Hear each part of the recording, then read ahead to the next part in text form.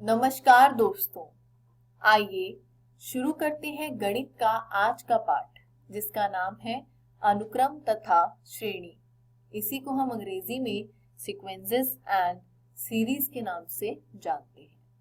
तो चलिए बच्चों आगे बढ़ते हैं और देखते हैं कि आज हम क्या पढ़ेंगे। गुणोत्तर श्रेणी यानी जियोमेट्रिक प्रोग्रेशन।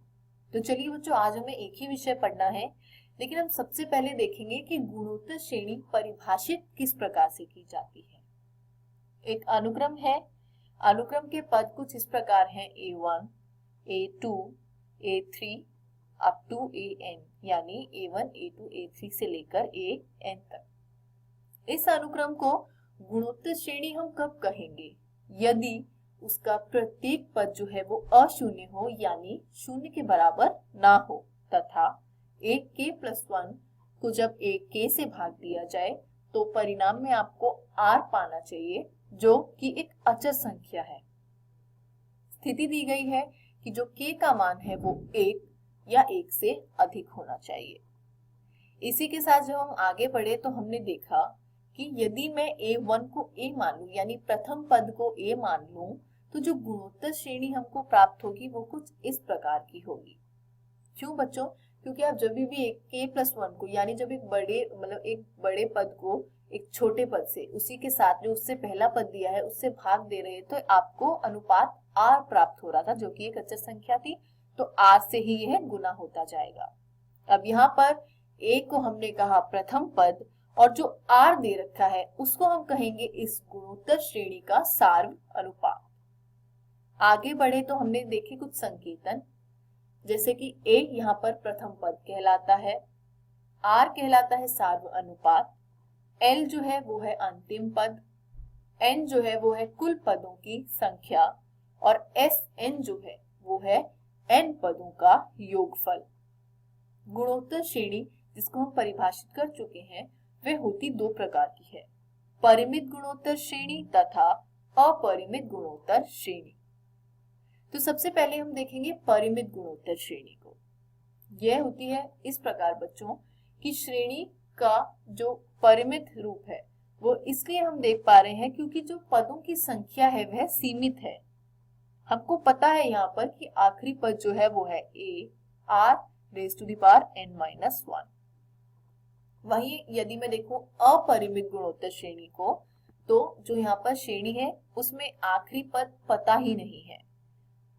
श्रेणी का पहला पद a है, फिर ar², ar³, ऐसे ही आगे बढ़ के जाएगा ar⁻n-1, और इसके बाद भी श्रेणी जो है वो अनिश्चित रूप से आगे बढ़ती जा रही है। तो चलिए बच्चों, आशा करती हूँ आपको ये दोनों ही समझ आ गए होंगे। अब इसी पर आधारित एक उदाहरण देख लेते हैं बच्चों। अब इसी पर आधारित देखते हैं एक उदाहरण। गुणोत्तर श्रेणी दे रखी है आपको 2, 8, 32 और ऐसे ही आगे बढ़ रही है। तो कहा गया है इसमें कौन सा पद जो है वो होगा 1,31,072। तो बच्चों इसको हम हल करके देखेंगे। यहाँ पर a जो है वो 2 है, प्रथम पद 2 है, और जो सार्व अनुपात यानी r है वह 4 है। तो इसलिए यदि मैं मान लूं कि 131072 ये हमारा an है, यानी nवां पद है, तो हम लिखेंगे कैसे बच्चों? 2 4 की पावर n-1, यानी ar⁻n-1। जब मैं 2 से भाग देती हूँ 131072 को, तो मुझे मिलेगा 65,536, यानी 65,536 इज इक्वल टू 4n-1। तो हम अगर देखें तो यदि मैं 4 की घात 8 लूं, यानी 4⁸ लूं, तो मुझे मिलता है 65,536। अब क्योंकि दोनों के ही आधार यानी 4 जो है वो समान है, तो दोनों की घात को मैं बराबर रखकर देख सकती हूँ, यानी n-1 इज इक्वल टू 8, जो होगा n इज इक्वल टू 9। अर्थात जो ये 1,31,072 यानी 131072 है, यह गुणोत्तर श्रेणी का 9वां यानी 9th पद है। ये उदाहरण आप समझ गए होंगे बच्चों। आगे बढ़े तो हमने देखा गुणोत्तर श्रेणी के n पदों का योगफल। माना कि गुणोत्तर श्रेणी का प्रथम पद a है तथा उसका सार्व अनुपात r है। तो जो गुणोत्तर श्रेणी के n पदों का योगफल Sn है वो हम कैसे लिखेंगे? Sn is equal to a plus ar square up to arn minus 1। तो बच्चों कुछ नहीं किया है, जितने पद दे रखे थे उन सभी को आपस में जोड़ दिया है। यदि मैं इसको समीकरण 1 मानूं तो आगे हमने देखा कि यहाँ पर दो स्थितियां हो सकती है। जो सार्वनुपात है या तो वो 1 हो जाए, 1 से अधिक हो जाए या फिर 1 से कम हो जाए। बहुत अलग अलग तरीके की स्थितियां हो सकती हैं। यदि r बराबर 1 है तो Sn होगा a प्लस a, ऐसे ही करके a n पदों तक, तो ये हो जाएगा Na, क्योंकि a जो है वो n बार जोड़ा जा रहा है।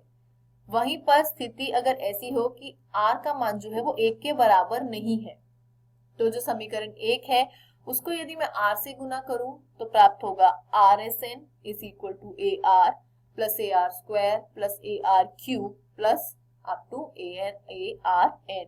इसको हमने मान लिया समीकरण 2। अब 2 को 1 में से घटाने पर हमें क्या मिला? 1 minus r into Sn is equal to a minus a r raise to the power n। अब a इन दोनों में से कॉमन ले लिया तो ब्रैकेट में बचा 1 minus r raise to the power n। इससे हमें मिला कि Sn is equal to a into 1 minus r raise to the power n divided by 1 minus r। या फिर बच्चों हम इसको ऐसे भी लिख सकते हैं, Sn is equal to a bracket में Rn माइनस 1 डिवाइडेड में r माइनस 1। बच्चों ये इस बात पर निर्भर करता है कि जो r का मान है वो 1 है या 1 से छोटा और बड़ा है। जब हमने n पदों का योगफल पढ़ लिया तो करते हैं इस पर आधारित एक उदाहरण। आपको ये दे रखा है एक गुणोत्तर श्रेणी, उसके n पदों का हमें योगफल ज्ञात करना है। यहाँ a जो है वो 1 है और r का मान जो है वो 2/3 है। हमें जो n पदों का योगफल निकालना है उसके लिए सूत्र प्राप्त है Sn is equal to a 1 minus r n divided by 1 minus r। तो हमने बच्चों ये वाला सूत्र क्यों प्रयोग किया? हम वो भी तो कर सकते थे, Rn minus 1 divided by r minus 1। ऐसा इसलिए नहीं किया बच्चों क्योंकि यहाँ पर r का जो मान है वो 2/3 है, यानी 2 को 3 भागों में बांटा जा रहा है जिसका मान निश्चित रूप से 1 से कम आएगा। तो यदि मैं Rn माइनस 1 लूं तो हम अगर 1 से छोटी संख्या रख ले पहले और उसमें से 1 को घटाए तो हमें ऋणात्मक संख्या प्राप्त होगी। इसलिए हमने यहाँ लिया है 1 minus r raise to the power n और 1 माइनस r। r का मान डाल दिया, a का मान डाल दिया। a का मान हमें प्राप्त है 1 और r का मान हमें प्राप्त है 2/3। तो जब हमने मान डाला और इसको आगे हल किया तो हमें प्राप्त हुआ उत्तर में 3 ब्रैकेट में 1 minus 2/3 raise to the power n। इसी के साथ आज का ये अध्याय समाप्त होता है। बच्चों आज हमने पढ़ा गुणोत्तर श्रेणी के बारे में, उसके संकेतन तथा n पदों के योगफल के बारे में। आशा करती हूँ बच्चों आज का अध्याय आपको समझ आया होगा। घर जाइए, प्रश्नावली में दिए गए प्रश्नों का निरंतर अभ्यास करिए।